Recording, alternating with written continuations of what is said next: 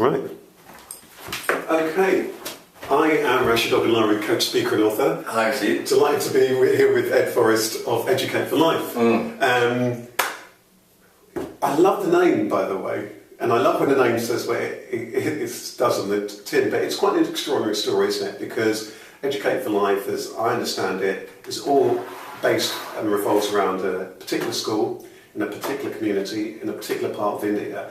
And quite inspired by a conversation that you had, I think, first of all, initially in your teens about wanting to set up a school. That's right. In India. I mean, what possesses a teenager to decide that they're going to want to set up a school in India and so on? I mean, tell us a little bit about it. And I'm excited about this conversation because you had this idea, you went ahead, you built it.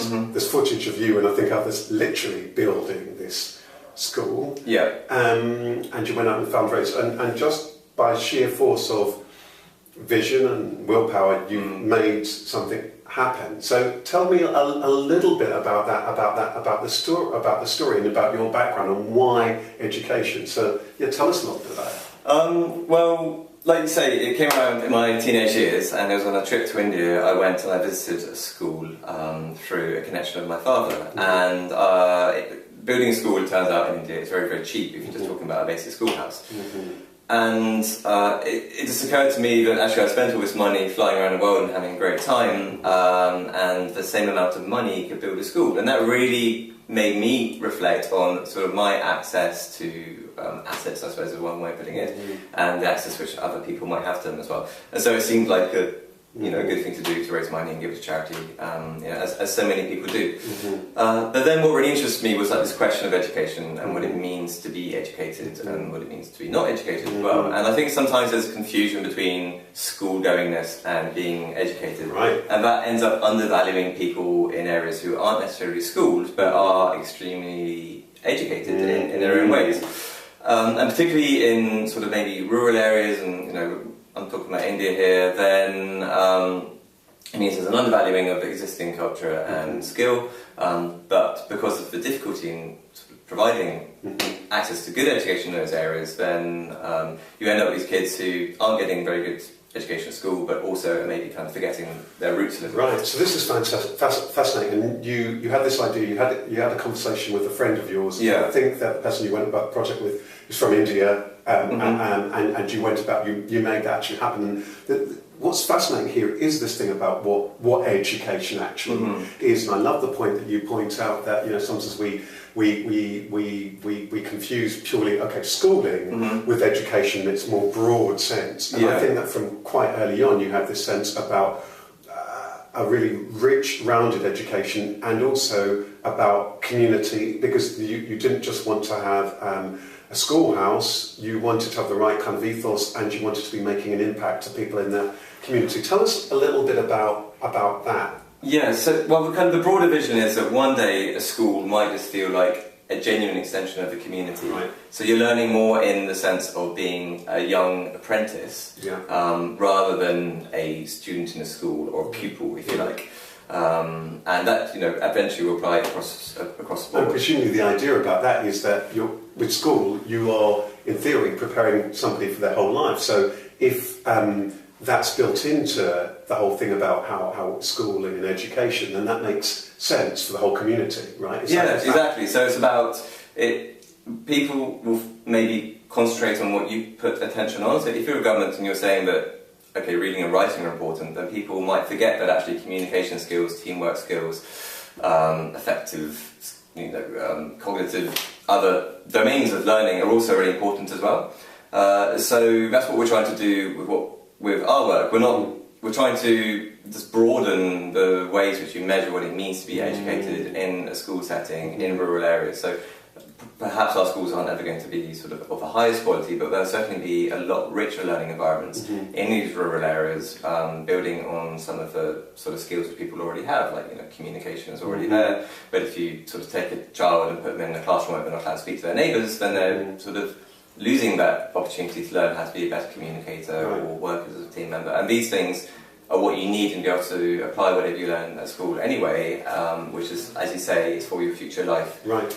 It's no good being able to sort of read and write if you just can't get on with people around you in order to kind of work towards things that you need to work towards. And also, you've looked at things like healthcare and so on, so that if the healthcare and if isn't in place, then people aren't going to be able to shop in school at the first place, or there's going to be all sorts of challenges and so on. Where did that come from? Where did it come from when you looked at the area and looked at what actually was the need? I'm curious about how you actually came up with what should be the kind of content, because otherwise people might think, okay, with somebody just shipping in from somewhere else and coming up with that education, I get the feeling that you've really spent a lot of time finding out on the ground what people actually want and what they actually need, and really making it something that's really empowering. Tell us a little bit about that. Well, so we lived, like myself and Ash, our charity, we've both lived in the village for a number of years in the beginning, and we go back regularly anyway to learn about the culture of the community, make connections there, and not be these people who just come in from the outside, although we still are in many respects. But it's a really marginalised community which we work with, and there's very sort of high levels of infant mortality. Is it quite distant from? Is it quite cut? Tell us a little. Yeah, so it's a sort of remote rural village in a very marginalised area. There's schools, but they're pretty non-functional. There's very poor access to healthcare. People get their water from wells, which are often untreated. Where we were before we came in. Houses just made out of mud and stone, which they've built themselves, and really subsistence farmers just using kind of oxen and a single wooden plough to grow the wheat, which they then mill themselves, which they then cook themselves. That's not enough to support families often, and the only other option which everybody in the village has been able to find really is just migration for labour. That includes sending their kids away as well. So it's a really demanding environment. That's one of the barriers to getting kids into school, is that actually parents just need them at home to look after younger siblings, or to help with the homework, or to help with the farming.